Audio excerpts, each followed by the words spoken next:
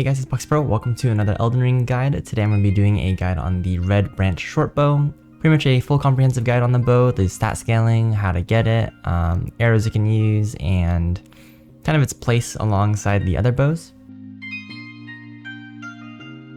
So first thing that I want to talk about is how to actually get the bow. So I'm going to show you guys the farming route because the only way to get this one is to kill a certain mob in the game and hope that they drop it. The base drop rate is 4% at 100 discovery, and you can get more discovery by increasing your arcane. Right now my character has 109 discovery, so it's going to be a little bit over a 4% drop rate for me. I'll show you guys the farming route right now. So just for reference, this is the very starting area of the game, the church right here. And then if you take this path and go down this way and eventually cross over into here and explore and you get the Tombsword Catacombs Grace, then you can go ahead and use this one as the reset point. And in case you don't have this one discovered yet, when you come up here, it's going to be like hidden behind this pillar and you just go right inside that entrance and then you'll be able to get it there. So we're going to call the horse, and from this grace we can go ahead and just jump down here. You won't take any damage. Okay, you'll take a little bit of damage, I lied. And I guess it depends on how you fall. But you just want to go ahead and head west over to these ruins right here. And there are going to be two enemies that we're going to be targeting. They are called pages. They have a crossbow and a sword kind of moveset. And it's more like a, I forgot what the sword is called, but it's the pointy ones that stab a lot. So in here, we just got to kill these two. If you stay near the entrance, you can probably kill one at a time, just like that. And then it's a 4% chance that killing these guys one of these guys will actually drop the item. So you just kind of have to hope. And just like that, they didn't drop it. There's also a chest down that way. But they didn't drop it. So from here, we just reset to the grace and rinse and repeat. So you just travel back to this grace, get on your horse, drop down, come back here, and keep doing the same thing until hopefully one of these guys drops it. There is another location on the map that actually has 3 pages, and that obviously with an extra page you get an extra chance at a drop per reset. But it is a it's a bit more of an advanced area, and it is kind of like a harder region to get to.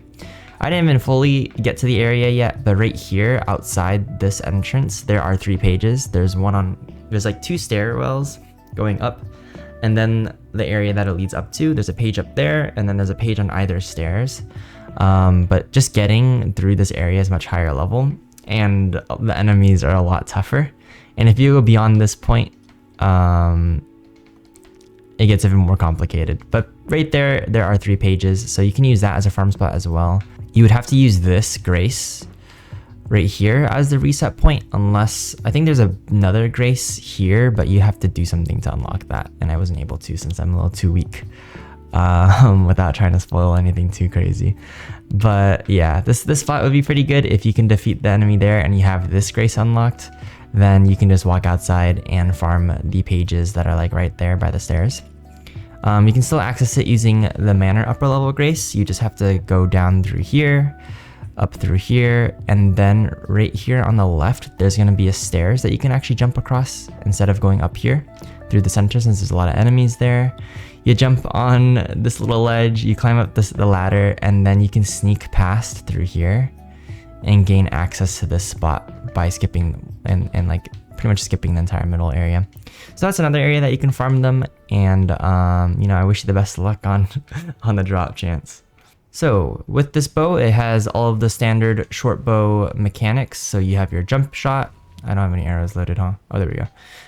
You have your jump shot, you have your step back shot, you have like a sprinting shot. You know, you can still aim down sights,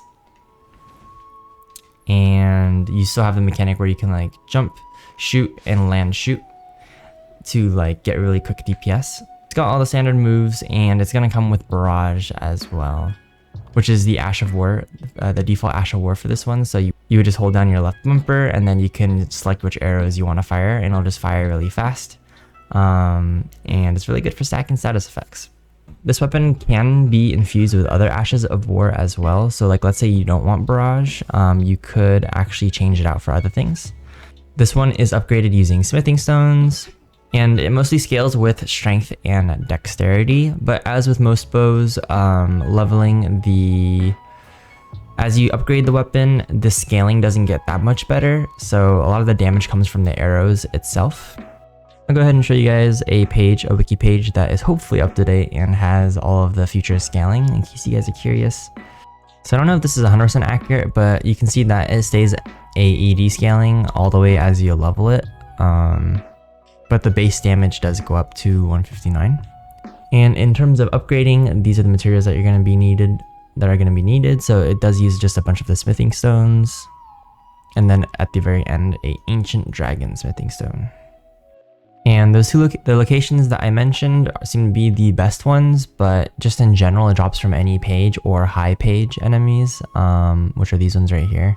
This is what the high page looks like. Very similar to a page, but a little bit fancier.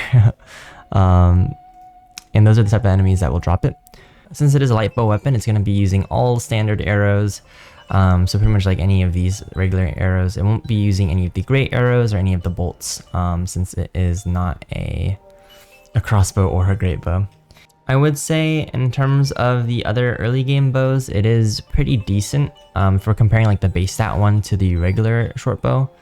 It has overall better damage than the regular short bow, so it is gonna be an upgrade from the short bow. But if we're comparing like the Red Branch Shortbow to the Misbegotten Shortbow, the Misbegotten Shortbow is gonna have a higher base damage and just higher damage in general at the sacrifice of a little range. So I would say if you can get the Misbegotten Shortbow, it's probably going to be a little bit of a better bow in comparison to the Red Branch bow.